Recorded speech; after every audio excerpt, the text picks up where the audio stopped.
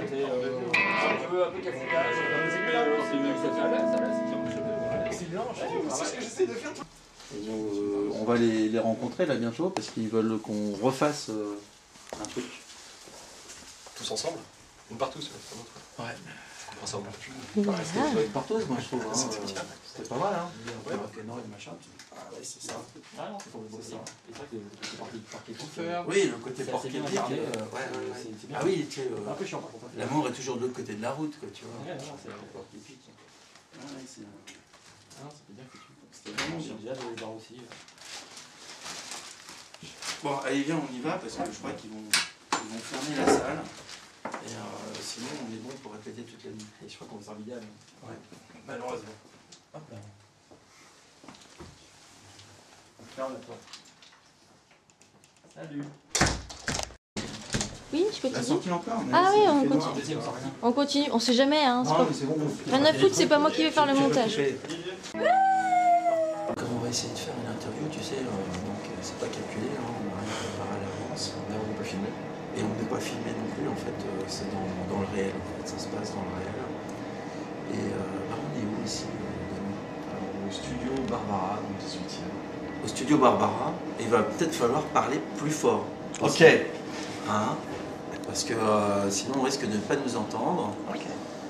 Donc on est au studio Barbara, dans le 18e. On est au studio Barbara dans le 18e, et qu'est-ce que tu fais là? Et je répète avec les Tiki Brandang, D'accord. qui est donc un groupe de surf garage. Ok. Et donc oui, c'est vrai que tu avais joué avec nous lors des portes ouvertes du Grimoire, donc au mois de septembre. Deux occasions. Du Grimoire en octobre 2015 et au mois de septembre 2016 pour le lancement du jeu de rôle. Bah, en fait, c'était aussi les portes ouvertes du Grimoire, mais avec la sortie nationale de Nullbuck. Plus grosse porte. Ouais, et l'année prochaine, ça sera encore des plus grosses méga portes ouvertes. Je crois que même ça sera les portes d'un temple, tu vois. Un temple qui va s'ouvrir. Ça va être une secte. Oui, je pense. Je pense qu'aujourd'hui, j'ai trouvé la foi, tu vois, mais c'est pas moi qu'on interviewe, hein, c'est toi. Hein. Donc je pense que j'ai trouvé la foi et je vais sortir de cette croyance, hein, tu vois, de cette croyance. Je pense que maintenant on est grand. Donc tu fais partie de cette nouvelle anthologie, tu nous as envoyé un texte pour tomber les voiles. C'est juste. Et j'ai eu l'occasion de te féliciter pour ton texte, hein, qui s'appelle Indice de récupération. C'est ça. Donc, qui est essentiellement axé sur la mémoire. Sur la mémoire. Et l'indice de récupération, c'est un terme qu'on utilise quand on essaye d'accéder à un certain nombre de souvenirs. C'est basé à la fois sur des réflexions personnelles, parce qu'il y a eu une époque de ma vie où j'ai beaucoup travaillé la question de la mémoire. À quelle occasion? Quand je travaillais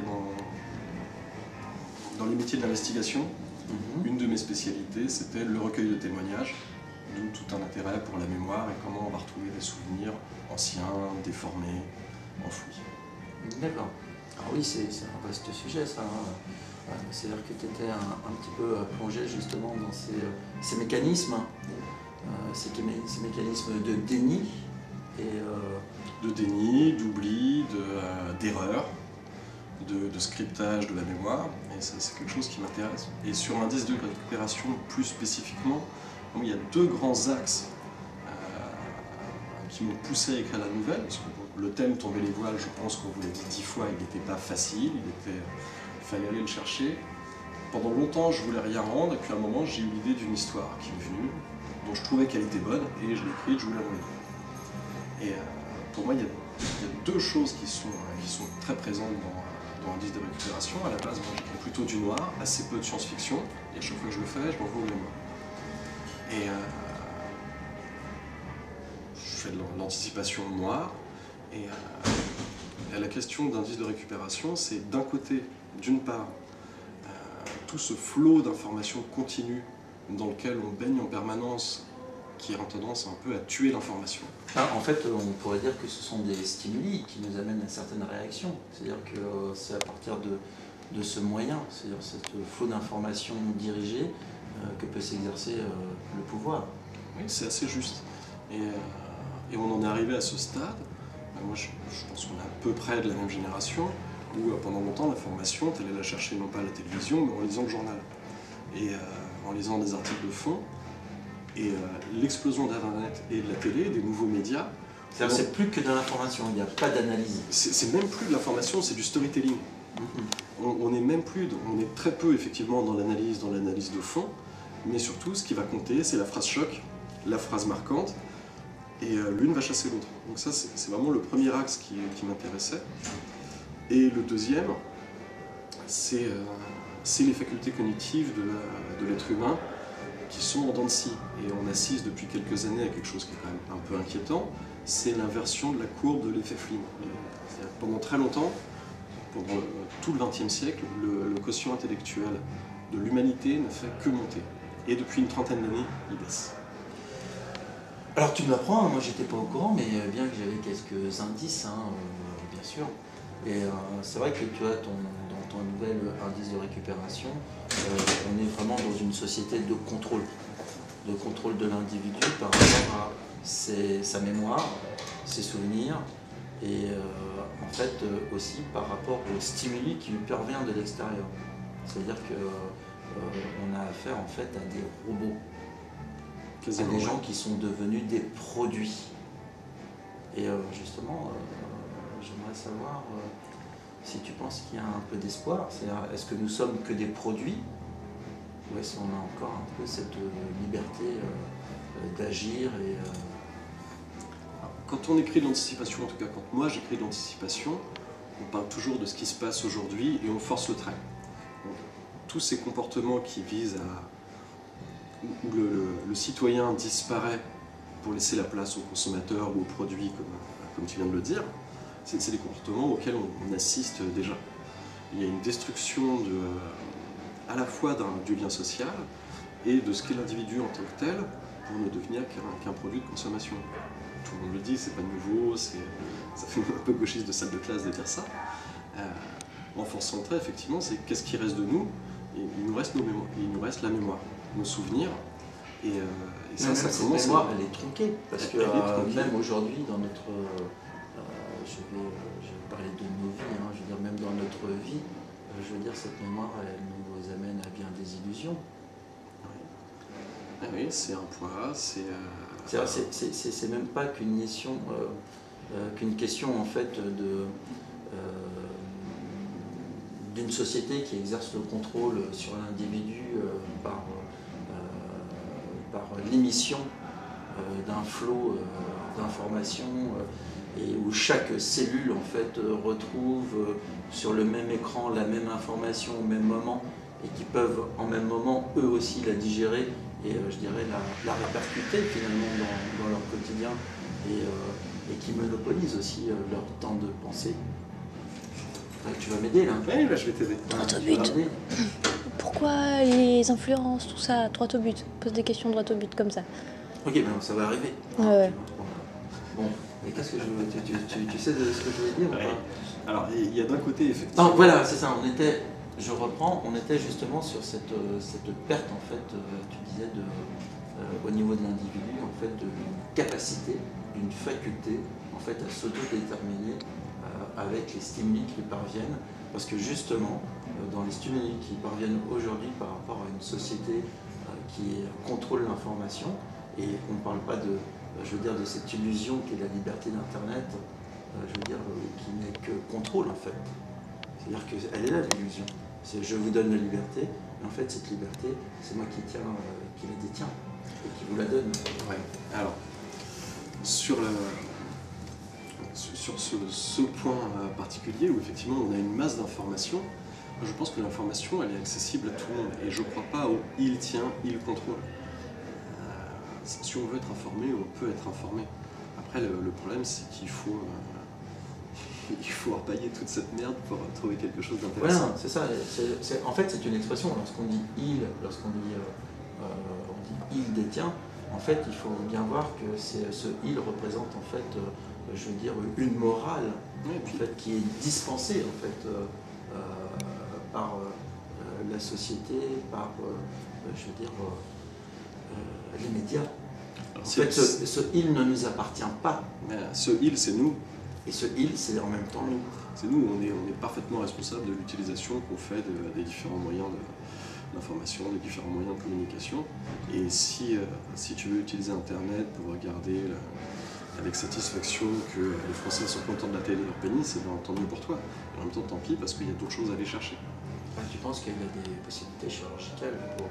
J'en sais rien, le sujet m'intéresse pas, mais tout à l'heure, effectivement, j'étais à un moment sur Facebook que j'utilise assez peu, du moins j'essaie d'avoir une utilisation raisonnable des réseaux sociaux, et tu vois passer un flot continu de conneries complètement inintéressantes comme celle-ci. Oui, je pense que ça fait partie de notre quotidien, justement, à savoir où est planqué le phallus. Et sur la baisse des capacités cognitives, elle se joue à plusieurs niveaux, donc on peut accuser effectivement tous ces stimuli, les émissions de télé-réalité, les informations débiles qu'on reçoit en permanence. Il y a des scientifiques qui mettent en avant aussi le fait que c'est peut-être notre alimentation, et ça fera plaisir à certaines. Les produits chimiques et industriels qu'on absorbe, qui ont été multipliés par 300 en une trentaine d'années, il n'est pas impossible qu'il y ait un lien. Moi je ne sais pas, j'ai pas de réponse, d'ailleurs je ne suis pas scientifique, j'essaie d'écrire des histoires, des bonnes histoires. Mais de toute façon, il y a forcément... Et d'ailleurs je ne donne pas de réponse. Forcément, cette camisole, je veux dire, tu sors l'individu, tu vois, tu donnes cette camisole d'information. Forcément aussi, cette camisole est chimique, tout simplement parce que les émotions déclenchent aussi, je veux dire, des productions, de molécules, d'enzymes, etc., etc. Donc il ne faut pas oublier que tout est lié. Donc oui, forcément, il y a un rapport chimique, aussi un rapport moléculaire. Et justement, dans cette nouvelle indice de récupération, moi j'aurais aimé savoir aussi quelles sont tes influences, je veux dire, par rapport à tes lectures, par rapport aux autres auteurs que tu as découverts, alors peut-être adolescent, peut-être plus tard. Alors l'anticipation, j'en ai lu quand j'étais... l'anticipation, la SF, j'en ai lu quand j'étais ado, quand j'étais jeune. Plutôt du cyberpunk, donc Gibson essentiellement. Gibson, oui, le soleil était... Enfin, le ciel était couleur... le romancien. Et pendant très longtemps, j'en ai pas lu. Et c'est un ami qui m'a remis dedans en faisant découvrir des auteurs français comme Bordage, comme Damasio. Et si aujourd'hui je devais donner une seule influence en science-fiction, ce serait bien entendu Philippe Cadic, qui est intemporel, qui est monstrueux. Il écrit quasiment tout le temps la même histoire, mais il écrit merveilleusement. Oui, c'est vrai que plus, Philippe Cadic a été maintenant un des auteurs de science-fiction les plus lus, les plus diffusés, justement, et que ces thèmes de prédilection sont vraiment le rêve. C'est tout notre rapport à la réalité, et dans l'immense majorité de ces ouvrages, on trouve 2-3 niveaux de réalité. Le troisième apparaît en général sur quelques pages, où la distorsion, on est habitué chez Cadic. Il y a toujours un moment de quelques pages où il réussit à te paumer complètement, où tu ne sais plus dans laquelle des deux réalités tu es. Ça se trouve, il vient d'en faire une troisième. Et il y avait un questionnement permanent chez lui sur ce sujet-là, sur la réalité, sur l'identité. Ce qui est vraiment toi, ce qui est construit, bien entendu, qui bien entendu a été popularisé avec les androïdes réfugiés de moto électriques. Qu'on voit aussi dans Scanner Darkly. Chez Philippe Cadic, en fait, jeu est toujours un autre. Le jeu est plusieurs.